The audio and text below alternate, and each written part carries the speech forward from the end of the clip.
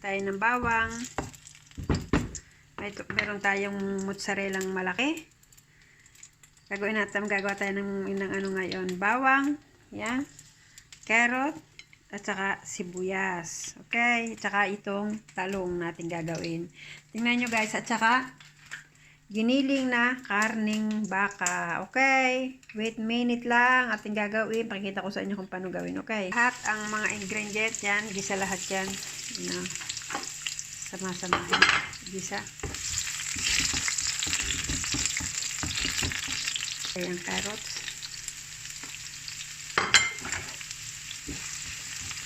Masinat, ilang karne giniling. Yan ang karne giniling. Ilagay natin. Ayan, karne giniling. Halo-halo lang ang karne giniling. Yan. Nagalo-halo na. I-prepare natin ang talong. Lagay natin dito ang talong. I-prepare natin siya. Yan na. Prepare natin ang talong. Tapos lagyan natin ng sauce, pomodoro. Okay. Lagyan natin ng kaunting salt. Okay. Haluin. Ilagay natin dito sa kawali sa may nilansani. Okay. Ilagay natin. Ayan.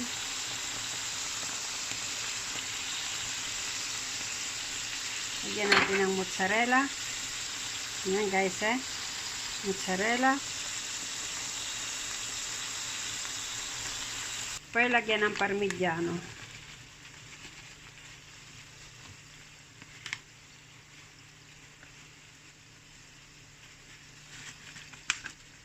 Tapos ilagay natin kaunti sa 10 minutes sa purno.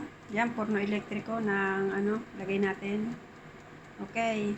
Ready na. Buksan natin. Oh, ayan na. Ayan ang aking talong. Nilagyan ko ng giniling. At saka mozzarella, parmigiano. Ito na guys. Ready to eat. Buon appetito!